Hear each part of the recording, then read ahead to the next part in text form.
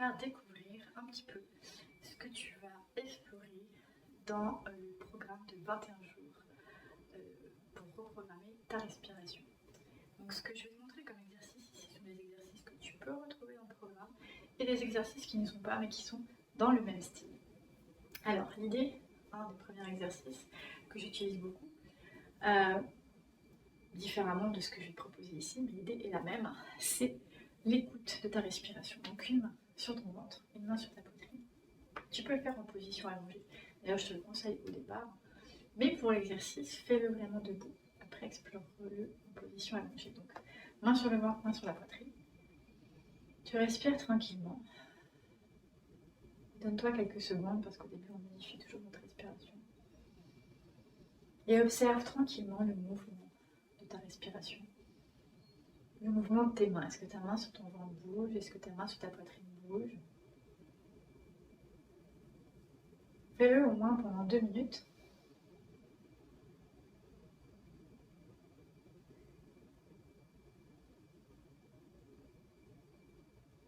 Tu peux t'aider en sentant bien le contact de tes mains sur ton corps. La main sur le ventre, la main sur la poitrine. Je sens l'air qui rentre à l'intérieur de mon corps. Et j'observe. Et je prends note. Est-ce qu'il y a une main qui bouge plus que l'autre?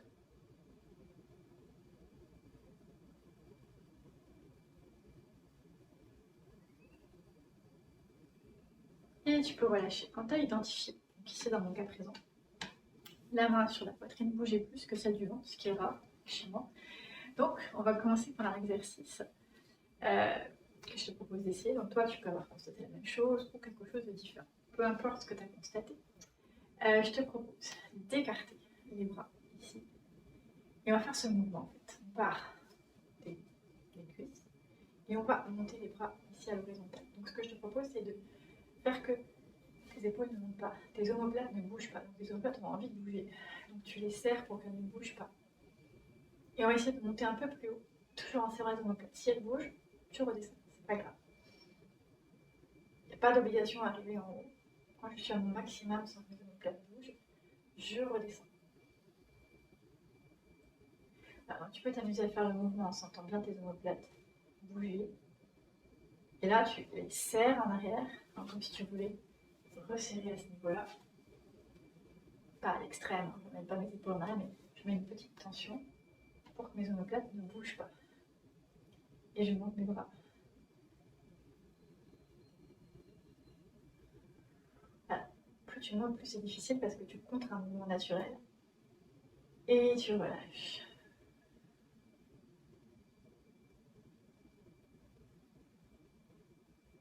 Encore une fois. Et tu relâches. Donc tu réessayes, main sur le ventre, main sur la poitrine. Et tu observes ta respiration.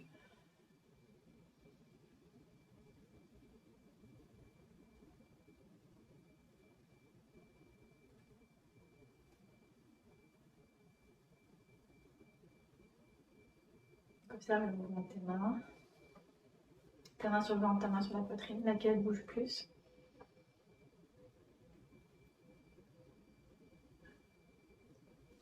Et tu peux relâcher. Alors, moi tout à l'heure j'avais le ventre qui ne bougeait pas beaucoup, la poitrine bougeait déjà beaucoup. Mais là la poitrine bouge encore plus. Donc si jamais tu avais constaté que ta poitrine ne bougeait pas beaucoup, l'exercice qu'on vient de faire ici aide à augmenter le volume thoracique. Maintenant, si tu es comme dans mon cas, à moi, le ventre qui ne bougeait pas beaucoup, on va faire cet exercice. On va essayer de se rendre dans cette position. Si tu ne peux pas aller jusqu'ici, c'est pas grave, tu vas le plus loin qui est possible pour toi. Et dans cette position, j'appuie en soufflant. Et j'inspire dos plat et je vais creuser en inspirant le plus possible. Je souffle, je reviens en position neutre, j'inspire, je creuse, les épaules restent basses et je souffle.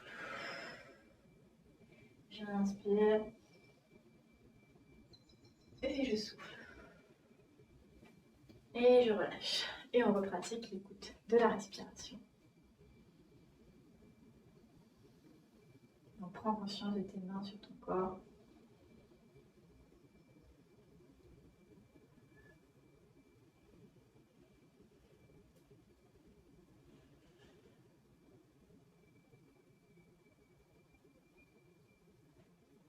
Alors, personnellement, ce que je peux constater, c'est que tout de suite après, mon ventre s'est mis à bouger, et beaucoup plus que la poitrine, presque équivalent, qu'il a eu tendance à se réfugier et que naturellement, il s'est redébloqué, il s'est remis à bouger quand je respire, à peu près la même amplitude que le volume thoracique, donc le volume abdominal et thoracique.